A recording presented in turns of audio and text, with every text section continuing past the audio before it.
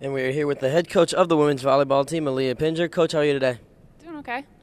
And your team split a couple of games over the weekend. Can you have your reaction on that? I think we did well in the Canisius game, pulling that out at the end and playing well in the fifth game. Definitely had our ups and downs with the second and fourth games. Against Niagara, we kind of had the same up and downs, which just caught us because they're a good team and they make a lot of great plays. And the game against Canisius, your offense was on fire. Really, you guys outkilled them by over 30. You must have been happy what you saw out of that. Yeah, I mean, it's always good when you can get more kills than the other team. But again, just the ups and downs and that we need to level out a little bit more so that we don't have quite so many errors all bunched together. It's very important.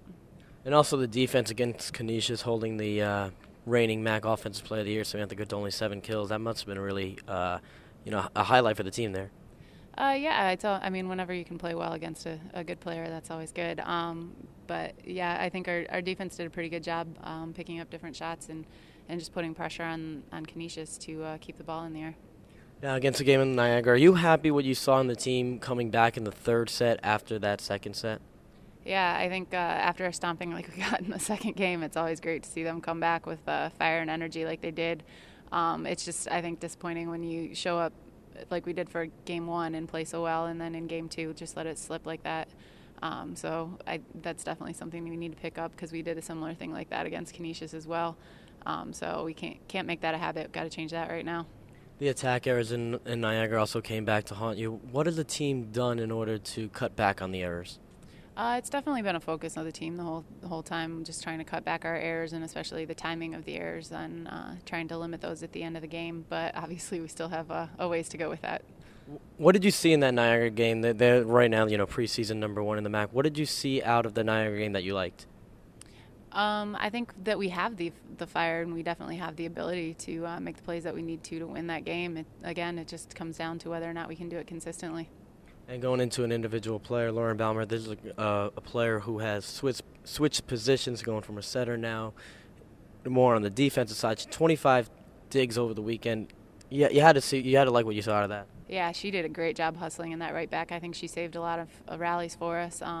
She's made a lot of plays off of off speed and then hard driven balls as well, and she's definitely been consistent back there. And it's nice to not have to worry about that spot on the court.